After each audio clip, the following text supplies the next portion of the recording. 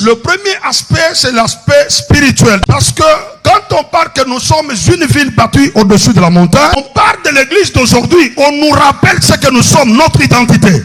Nous ne sommes pas n'importe quoi, une ville bâtie dans la vallée, dans une falaise, mais plutôt au-dessus de la montagne, mais qui doit être vue de tous. J'ai cherché à comprendre cela d'une manière spirituelle.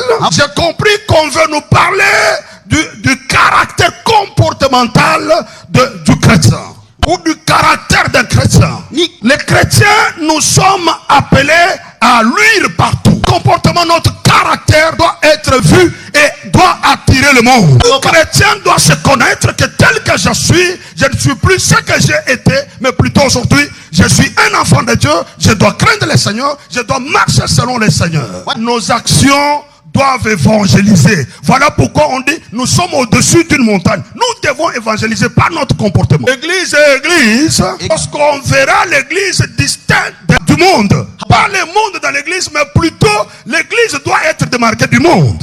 Il y a beaucoup de choses là-bas. Pour une église au sommet de la montagne, on doit remarquer l'amour en action dans cette église. L'église doit éviter la haine. L'église doit éviter beaucoup de mauvaises choses. Puis nous devons nous pardonner les uns les autres, comme dit la Bible. Le ministère qui nous a été donné, c'est un ministère de réconciliation. Une ville au-dessus d'une montagne, une ville que tout le monde doit voir. Parce que tout le monde doit voir, il y a ce qu'on appelle la visibilité.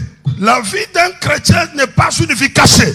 Lorsque vous entendrez un chrétien dire, oh non, ne vous occupez pas de ma vie privée. Non, c'est pas un chrétien. Un chrétien véritable, sa vie doit être connue de tout le monde. Pour des messages comme ça, les gens ne peuvent pas dire facilement amen, hein, parce que ça touche la vie comportementale. Ça touche le caractère. Ça touche la vie dont les gens disent privée.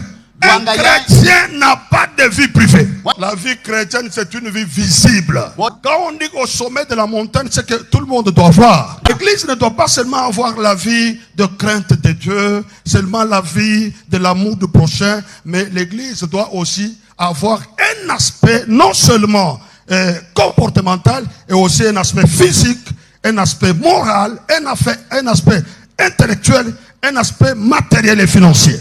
J'étais en train de suivre une émission d'un homme de Dieu qui disait, le message sur la bénédiction, sur l'élévation, c'est un message païen.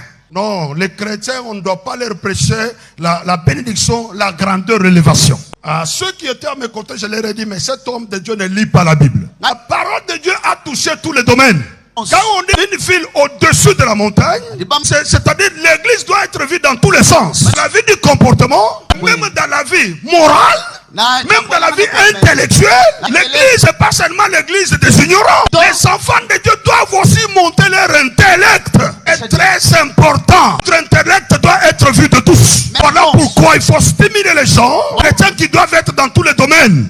Il y a des chrétiens commerçants, des chrétiens politiques, des chrétiens militaires. Tous les domaines de la vie, les chrétiens doivent y être pour changer le système de ce monde. Mais ce que nous vivons avec l'église aujourd'hui, l'église d'aujourd'hui, ce que nous vivons, c'est le contraire. Excusez-moi, quand le président Fathi est venu, il s'est plus appuyé sur les hommes de Dieu.